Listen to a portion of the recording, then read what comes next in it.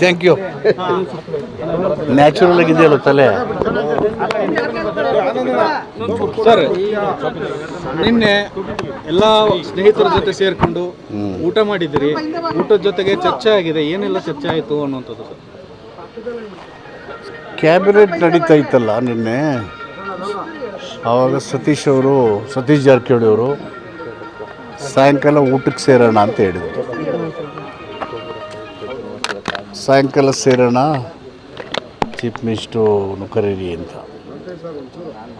Chief ಮಿನಿಸ್ಟ್ರಿಗೆ ಹೇಳಿದ್ರು, ಏನು ವಿಷಯ ಅಂತ. ಏನೂ ಇಲ್ಲ, ಸುಮ್ಮನೆ ಊಟಕ್ಕೆ ಸೇರಬೇಕಂತ ಹೋಮ್ ಮಿನಿಸ್ಟ್ರು ನನಗೆ, ರಾಜಣ್ಣಿಗೆ ಹೇಳಿದ್ರು.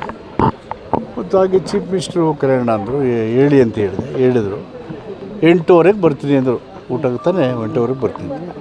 ಸಬ್ಜೆಕ್ಟ್ ಇಷ್ಟೇ. 8:30, 8:45 ಬಂದರು. ಹೋಮ್ ಮಿನಿಸ್ಟ್ರು ಅವ್ರ ಸಂಬಂಧಿಕರಿಗೆ ಹುಷಾರಿಲ್ಲ ಅಂತೇಳಿ ಅವರು ಮಲೇಷ್ಯಾಕ್ಕೆ ಹೋದರು. 10 ಗಂಟೆ ತನಕ ಇದ್ದರು. 10 ಬಿಟ್ಟು ಅವ್ರು ಹೋದ್ಮೇಲೆ ಊಟ ಮಾಡಿದ್ವಿ. ಊಟದ ಬಗ್ಗೆ ಮೀನು ಚೆನ್ನಾಗಿದೆ, ಆಮೇಲೆ ಪಲ್ಯ ಚೆನ್ನಾಗಿತ್ತು, ಜೋಳದ ರೊಟ್ಟಿ ಊಟ ಮಾಡ್ಕೊಂಡು ಆಮೇಲೆ ಮನೆಗೆ. ಅದನ್ನು ಬಿಟ್ಟು ಅಲ್ಲಿ ಒಬ್ಬ ಶಾಸಕನೂ ಇಲ್ಲ. ಅದು ಯಾಲಕ್ಕೆ 35 ಶಾಸಕರು ಅಂತ ಬರೆದ್ರು, ಏತೆ ಕೊಡ್ತಿದ್ದು ನನಗೆ ಗೊತ್ತಿಲ್ಲ. Not A single MLA was present. Number 1. Number 2, ಅದು ಪ್ಲ್ಯಾಂಡು ಅಲ್ಲ, ಅಜೆಂಡನೂ ಇಲ್ಲ. ಕ್ಯಾಬಿನೆಟ್ ಆದಮೇಲೆ ಸುಮ್ಮನೆ ಜಸ್ಟ್ ಲೈಕ್ ದಟ್ ಊಟಕ್ಕೆ ಸೇರೋಣ ಅಂತ ಹೇಳಿದ್ರು ಅಷ್ಟೇ, without any plan and agenda. ಊಟ ಮಾಡಿದ್ವಿ, ಹೋದ್ವಿ. 2 ಅವರ್ ಕೂತಿದ್ರಿ. ಏನು ಚರ್ಚೆ ಮಾಡಲಿಲ್ಲ ಸರ್? ರಾಜಕೀಯ ಏನು ಚರ್ಚೆ ಆಗಲಿಲ್ಲ ಸರ್. ನೀವು ಅಲ್ಲಿ ರಾಜಕೀಯ ಚರ್ಚೆನೇ ಮಾಡಲಿಲ್ಲ, ಬರೀ ಊಟ ಮಾಡಿದ್ರೆ ಅದಕ್ಕಿಂತ 8ನೇ ವಿಶ್ವದ 9ನೇ ಅದ್ಭುತ ಬೇರೆ ಇಲ್ಲ. ಆದ್ರೆ ಚರ್ಚೆ ಮಾಡಿರ್ತೀರಿ. ರಾಜಣ್ಣ ಸಾಹೇಬ್ರ ಹೇಳಿದ್ರಲ್ಲ, ಚರ್ಚೆ ಮಾಡಿದ್ದೇವೆ ನಾವು ರಾಜಕೀಯ. ಇವ್ರನ್ನ ಕೇಳಿ, ಟೀ ಕುಡಿದವ್ರನ್ನ ಕೇಳಿ ಅಂತ. ಅವ್ರೇನೋ ಬೇರೆ ಕುಡಿದಿರಿ ಅಂತ, ನೀವು ಟೀ ಕುಡಿದಿರಿ ಅಂತ ಅಂದ್ರು. ಅವರೇ ಹೇಳಿದ್ರು. ಅವ್ರು ಚೆನ್ನಾಗಿ ಮಾತಾಡ್ತಾರೆ ಟೀ ಕುಡಿದವರು ಅಂತ ಹೇಳಿದ್ರು. ಹೇಳಿದ್ನಲ್ಲ, ಅದು 9ನೇ ವಿಶ್ವದ ಅದ್ಭುತ ನಾವು. ಯಾಕಂದ್ರೆ ಏನು ಮಾತಾಡಿದ್ವಲ್ಲ, 2 ಅವರು ಸರ್, ಏನು ಮಾತಾಡಲಿಲ್ಲಲ್ಲ. Actually no political discussion was taken place. ನಾವು ಡೆವಲಪ್ಮೆಂಟ್ ಬಗ್ಗೆ, ಗೌರ್ಮೆಂಟ್ ಇಮೇಜನ್ನು ಇದು ಮಾಡೋ ಬಗ್ಗೆ, ವಿರೋಧ ಪಕ್ಷಗಳು ಪ್ರತಿಯೊಂದು ವಿಷಯಗಳನ್ನು ರಾಜಕೀಯಕರಣಗೊಳಿಸಿ ಯಾರು ಏನು ಹೇಳಿದ್ರು ರಾಜೀನಾಮೆ ಕೊಡಿ ಅಂತ ಹೇಳೋದು, ಈ ಥರದ ಒಂದು ವಿರೋಧ ಪಕ್ಷದ ಪ್ರವೃತ್ತಿಗಳು ಜನರ ಮನಸ್ಸಲ್ಲಿ ಗೊಂದಲ ಉಂಟು ಮಾಡ್ತವೆ.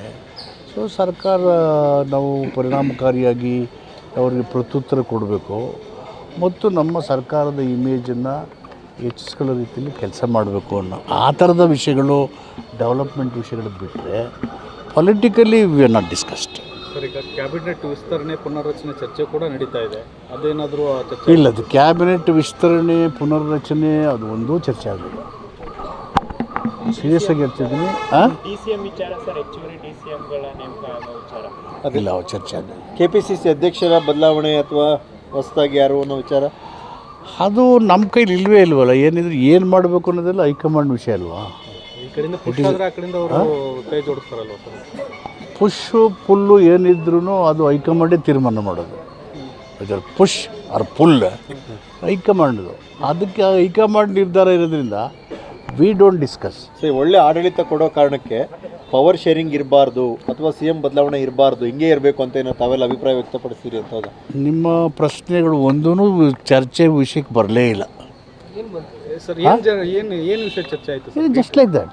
It is not A meeting with planned and agenda. ಯಾರಿಗೆ ಸಂದೇಶ ರವಾನೆ ಆಯಿತು ಅಂತ ಸರ್? ಯಾರಿಗೆ ಸಂದೇಶ ಕೊಡೋ? ನಾನು 5 ಜನ ಊಟ ಮಾಡಿದ್ವಲ್ಲ, ನಮಗೇನೆ ಚೆನ್ನಾಗಿ ಸಂದೇಶ ಆಯಿತು. ಊಟ ಮಾಡಿದ್ವಿ. ಸರ್, ಈಗ ಅಭಿವೃದ್ಧಿ ವಿಚಾರ ಚರ್ಚೆ ಮಾಡಿದ್ದೀರ ಅನ್ನೋದಾದರೆ ಬಜೆಟಲ್ಲಿ ಏನಾದ್ರು ಹೆಚ್ಚುವರೆಗೆ ಖುಷಿ ಕೊಡುವಂಥ ಏನಾದ್ರು ವಿಚಾರಗಳಿದಾವ ಅಥವಾ ಇನ್ನಷ್ಟು ಹೊರ ಏನಾರು? ಇಲ್ಲ, ಏನಾಯಿತು, ಹೋದ ಸಾರಿ ಸರ್ಕಾರಗಳು ಸುಮಾರು 2,19,000ಕ್ಕಿಂತ ಹೆಚ್ಚು ಅಪ್ರೂವಲ್ ಕೊಟ್ಬಿಟ್ಟು ಅವರು ಕೆಲಸ ಶುರು ಮಾಡಿದರೆ ಬಜೆಟ್ ಮೇಲೆ, ಹಣಕಾಸಿನ ಮೇಲೆ ಹೊರೆ ಆಗ್ತಾಯಿದೆ. ಅದನ್ನು ಮಾಡಿದರೆ ನಾವು ತೀರಿಸಲೇಬೇಕು, ಇದನ್ನು ಕೊಡಲೇಬೇಕು. ಹೀಗಾಗಿ 23,000ಕ್ಕೂ ಹೆಚ್ಚು ಬಿಲ್ ಬಾಕಿ ಇದ್ದಾವೆ. ಅದನ್ನು ಅಂಥದ್ದು ಮಾಡ್ತಾಯಿದ್ವಿ. ಈ ಥರ economical issues and developments without provisions ಅವ್ರು ಇಷ್ಟ ಬಂದಾಗೆ ಮಾಡಿ ಹೊಟ್ಟೋಗಿದ್ದಾರೆ. ಈ ಇಶ್ಯೂಸ್ ರಿಯಲಿ ಚರ್ಚೆ ಆಗಿದ್ದು ಈ ಥರ ಇಶ್ಯೂ. ಅಲ್ಲ ಶಾಸಕರ ಅನುದಾನ ಕೂಡ ಸಮಸ್ಯೆ ಇದೆ ಸರ್, ಅದು ಕೇಳ್ತಾ ಇದ್ದಾರೆ. ಶಾಸಕರಿಗೆ ಆಲ್ರೆಡಿ ಹೇಳಿದ್ದಾರೆ 4,000 ಕೋಟಿ RDPR ಮುಖಾಂತರ, 2,000 ಕೋಟಿ 4,000 ಅಪೆಂಡಿಕ್ಸ್ ಇನಲ್ಲಿ PWD ಮುಖಾಂತರ ಮತ್ತು 2,000 RDPR ಮುಖಾಂತರ ಶಾಸಕರಿಗೆ ಅನುದಾನ ಎಲ್ಲ ಶಾಸಕರು ಕೊಡಬೇಕು ಅಂತೇಳಿ ಅಸೆಂಬ್ಲಿಲೂ ಹೇಳಿದ್ದಾರೆ ಮತ್ತು ನಮ್ಮ ಪಾರ್ಟಿ ಮೀಟಿಂಗಲ್ಲೂ ಹೇಳಿದ್ದಾರೆ, ಶಾಸಕ ಸಭೆ ಇಲ್ಲೂ ಹೇಳಿದ್ದಾರೆ, ನೆನ್ನೆನೂ ಚರ್ಚೆ ಮಾಡಿದ್ದಾರೆ. We discussed more on development. ಯಾರು ತಮ್ಮ ಪರವಾಗಿ ನಿಲ್ಲಿ ಅಂತೇಳಿ ಕೇಳ್ಕೊಂಡಿದ್ದಾರೆ ಅಂತೇಳಿ. ಯಾರು ಒತ್ತಡನೂ ಇಲ್ಲ, ಯಾವ ನನ್ನ ಪರವಾಗಿ ನಿಲ್ಲಿ ಅಂತ ವಿಷಯಗಳೂ ಇಲ್ಲ. Congress is one, Congress is United. Sir, ಇದೇ ಅಧಿಕಾರ ಹಂಚಿಕೆ ಸೂತ್ರ ಮತ್ತೆ ಮುನ್ನೆಲೆಗೆ ಬಂದಿದೆ ಸರ್. ಬಜೆಟ್ ಅಧಿವೇಶನದ ಬಳಿಕ ಸಿದ್ದರಾಮಯ್ಯನವರು ಬದಲಾಗ್ತಾರೆ, ಪದತ್ಯಾಗ ಮಾಡ್ತಾರೆ ಅಂತ. ಎಚ್ ಸಿ ಮಹದೇವಪ್ಪ ಮುಖ್ಯಮಂತ್ರಿ ಆಗ್ತಾರೆ. ಇವು ಯಾವ ವಿಷಯಗಳು ಚರ್ಚೆ ವಿಷಯನೇ ಅಲ್ಲ, ಚರ್ಚೆಗೆ ಬಂದೂ ಇಲ್ಲ ಸರ್. ಯಾಕೆಂದರೆ ನೀವೆಲ್ಲ ಅಹಿಂದ ನಾಯಕರೇ ಸೇರಿರ್ತಕ್ಕಂಥದ್ದು ದೊಡ್ಡ ಮಟ್ಟದಲ್ಲಿ ಚರ್ಚೆ ಆಗ್ತಾ ಇರ್ತಕ್ಕಂಥದ್ದು. ಎಲ್ಲ ಅಹಿಂದ ಹುಟ್ಟು ಆಗ್ತಕ್ಕಂಥ ನಾಯಕರೇ ಇದ್ರಿ.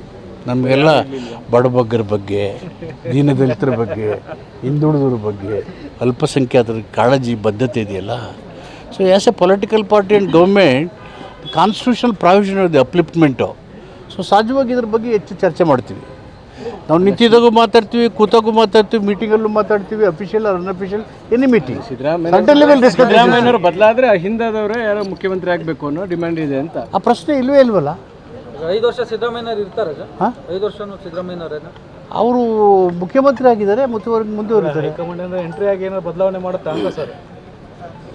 ಹೈಕಮಾಂಡ್ ವಿಷಯ ನನಗೆ ಗೊತ್ತಿಲ್ಲ. ಬಟ್ ಸಿದ್ದರಾಮಯ್ಯ ಚೀಫ್ ಮಿನಿಸ್ಟರ್, ಈ will continue as chief minister. 5 ವರ್ಷ ನೀವು ಸಿದ್ದರಾಮಯ್ಯನವ್ರ ಬೆಂಬಲಕ್ಕೆ ಇರ್ತೀರಿ.